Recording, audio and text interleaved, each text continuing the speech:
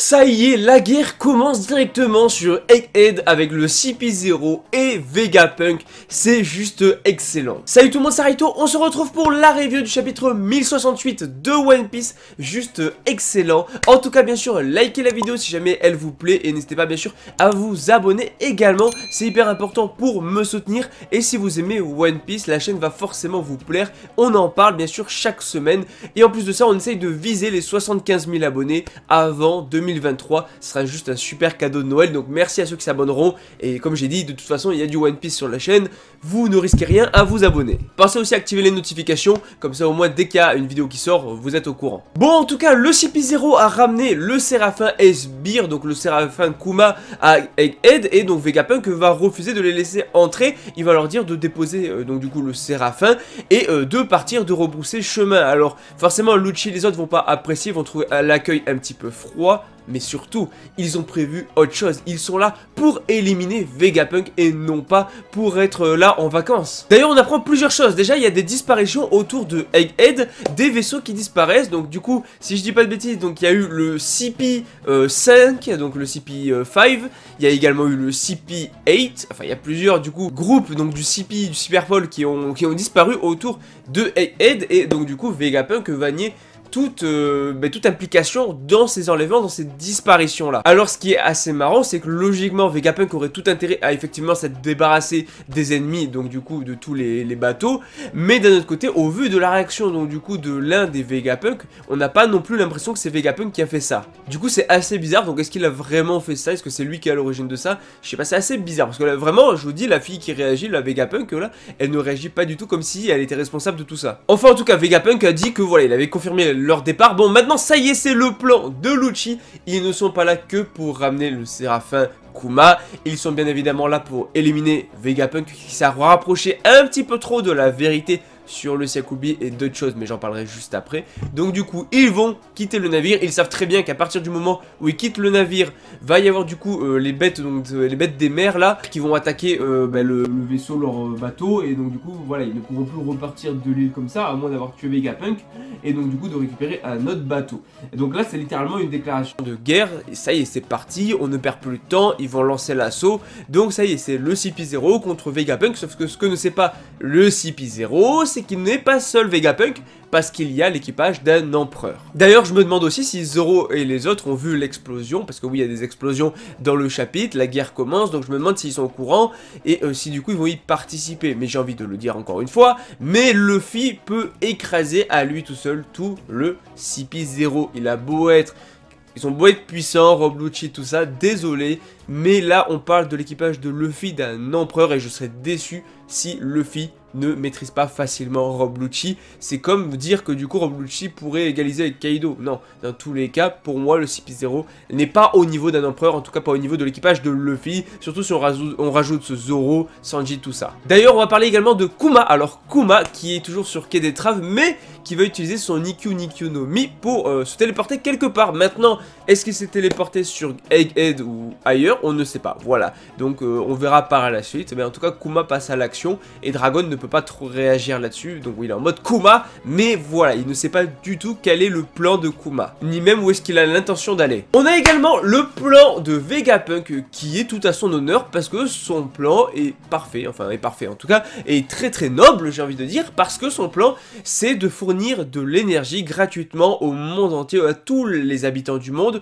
ce qui implique forcément beaucoup moins de guerres, car une grande partie des guerres se font pour du coup des ressources énergétiques. Et donc si jamais l'énergie est fournie gratuitement dans le monde entier, il n'y aurait plus besoin de guerre, en tout cas les pays ne se feraient beaucoup moins la guerre, et donc du coup ça sauverait beaucoup de gens. Donc en soi c'est un but extrêmement noble, donc c'est vraiment un très très bon plan. Franchement, maintenant il faut réussir à le réaliser, et le truc c'est que Vegapunk, dans ses recherches pour trouver une énergie qui permettrait de faire ça, il se rapproche de l'énergie qui animait l'ancien robot qui il y a 200 ans avait attaqué du coup Marie-Joise et qui a été créé au siècle oublié il y a 900 ans. Et le problème, c'est qu'il se rapproche trop de la vérité de cette source d'énergie-là. C'est pour ça que le gouvernement veut l'éliminer. En tout cas, voilà. Donc Luffy, alors, il va pas sourciller. Déjà, le fait que Vegapunk rejoigne l'équipage de Luffy, ne serait-ce que temporairement, et que, du coup, il s'en aille de Egghead et qu'il ne soit plus du côté du gouvernement, ça va être un grand bouleversement dans le monde, parce que Vegapunk, normalement, est censé être un allié du gouvernement.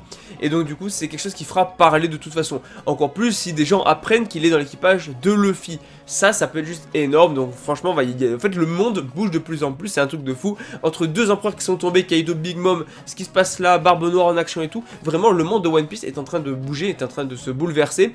Et donc ce qui est vraiment cool là-dedans, c'est que du coup Vegapunk, bon déjà, il va se téléporter directement en haut, au niveau de son laboratoire pour aller récupérer ses affaires, parce que oui, il va partir avec ses affaires quand même, un minimum. Il va peut-être pas tout embarquer, mais au moins ce qu'il faut pour continuer son expérience et tenter de trouver du coup la source d'énergie qui permettrait de réaliser son plan. Et donc il va se téléporter, mais il demande bien à Luffy d'apporter Bonnet quand même à son laboratoire en haut. Et pendant ce temps, on a le CP0 qui est en train de tout ravager, et on a donc du coup l'un des Vegapunk, à savoir Atlas, donc la fille un peu géante là, qui du coup va attaquer Rob Lucci. Elle n'aurait jamais dû, elle n'a pas le niveau. Rob Lucci qui va direct se transformer et surtout, enfin utiliser son fruit du démon, son Zoan, et comment dire qu'il va lui mettre un Rokugan en plein dans la tête, qui va littéralement fissurer sa tête, hein, voilà, on va le dire. Atlas, alors elle a pas l'air d'être morte, après c'est qu'un robot entre guillemets, donc elle a pas l'air d'être morte, mais elle a le visage fissuré, même au niveau de l'œil et tout, donc en tout cas, elle s'est fait vaincre en un seul coup par Rob Lucci, et elle l'a beaucoup trop sous-estimé. Mais il est pas tout seul, parce qu'il y a aussi Kaku et Stussy, et Stussy est déjà venue ici, elle est au courant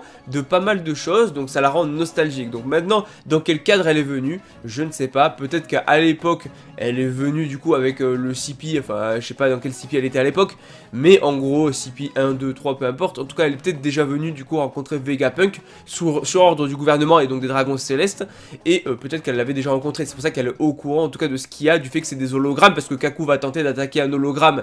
Forcément ça marchera pas, et du coup elle va prévenir un petit peu trop tard pour le fait qu'au niveau des deux lignes qu'on voit là, il y a une barrière de protection en fait qui tire des rayons laser. Voilà, Kaku s'en est aperçu trop tard et il s'est fait démonter, et Rob Lucci qui dit à Stussy de le dire un petit peu plus tôt. Voilà, ce serait bien d'être prévenu avant. Bon, j'avoue que c'était quand même assez drôle, mais voilà, en tout cas le CP0, ils sont pas là pour parler. Ils sont là pour défoncer le vrai Vegapunk, et ils sont là pour vraiment y aller à fond quoi. D'ailleurs, on a Vegapunk qui va ordonner la libération de 3 séraphins. Oui, on parle du séraphin, donc du coup Snake, sûrement Boa, donc parce que c'est Snake égale serpent. Ensuite du coup le séraphin Hawk qui veut dire faucon, œil de faucon, donc sûrement le séraphin Mihawk.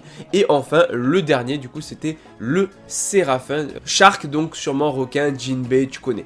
Donc du coup les 3 séraphins vont être libérés, mais surtout ce qui nous intéresse c'est que Vegapunk va donner le commandement, le contrôle de ces 3 séraphins directement à Sentomaru. Donc pourquoi Sentomaru? Oui, ça c'est une très bonne question, parce que ça veut dire que voilà, Vegapunk a un minimum confiance en Sentomaru pour lui confier ça. Voilà, sinon jamais il lui confierait des séraphins. Ça c'est vraiment intéressant. Maintenant, on rappelle que Sentomaru déjà avait du respect pour Luffy et les autres, hein, parce que rappelez-vous à l'époque sur Shabondi, quand il y avait les autres qui se faisaient passer pour Luffy, Zoro, tout ça, les faux là qui s'étaient déguisés, il avait dit que jamais Chapeau de Paille ne serait une pourriture pareille. Voilà, donc ça c'est cool, il avait du respect pour eux, donc en tout cas Vegapunk a l'air de lui faire confiance, donc à voir s'il y a une relation entre lui et Vegapunk, si peut-être ce serait un allié de Vegapunk, et finalement peut-être un allié des Chapeaux de Paille, ça me paraîtrait un peu bizarre, mais pourquoi pas. Et enfin, le chapitre finit sur une masterclass. On n'est pas prêt, on n'est pas prêt. Alors je pense pas qu'il y ait combat, parce que sinon il n'y a pas match, Luffy va gagner, mais en tout cas, on a donc Rob Lucci qui va tomber directement sur Luffy, et Luffy qui tombe sur Rob Lucci. Oui. Rob Lucci est surpris, parce que il n'était pas au courant déjà qu'il y avait un empereur ici, encore moins Luffy. Je rappelle qu'il avait perdu contre Luffy à l'époque. Voilà, Luffy est 1000 fois plus fort, il est 1000 fois plus fort. Il a le Gear 4, le Gear 5, enfin voilà, je veux dire, Rob Lucci n'a aucune chance, il n'a aucune chance, faut dire les termes. Et Luffy, qui toujours encore une fois rabaisse un peu l'ennemi en lui disant le type au pigeon. Voilà, niveau reconnaissance, c'est pas trop ça. En tout cas, il y a aussi Nami et tout qui vont réagir en mode dégage Rob Lucci, on t'aime pas. Bref, c'était un chapitre vraiment très bien, parce que là ça y est, moi je vous le dis, ça y est, ça part. La guerre commence, on a le CP0 qui attaque Egghead et qui veut tuer Vegapunk parce qu'il se rapproche trop de la vérité sur le siècle oublié, et donc forcément sur la source d'énergie également. Et le gouvernement du coup veut s'en débarrasser, voilà. Et oui, faut pas avoir trop d'informations, tout comme ils ont fait avec Ohara. Donc franchement, c'est juste excellent. La guerre va être incroyable. Je veux qu'on ait des trucs de fou là. J'espère que ça va pas être skip en mode ok, chacun enfin, Luffy s'enfuit, pas de combat. Là, défoncez-moi Rob Lucci. Faites-lui comprendre que c'est pas le boss du tout là. Bref, en tout cas, n'hésitez pas à liker la vidéo si jamais elle vous plaît, à me dire en commentaire votre avis sur le chapitre. Mettez une note sur 10, abonnez-vous si vous aimez One Piece. Cette chaîne est faite pour vous, on en parle chaque semaine finalement. En plus, comme j'ai dit, on vise les 75 000 abonnés, voilà, avant 2023. C'est dans bientôt, c'est dans moins d'un mois. Enfin, c'est dans un mois, donc du coup, n'hésitez pas à vous abonner si vous aimez One Piece. Moi, je vous dis à la prochaine. Allez, ciao tout le monde.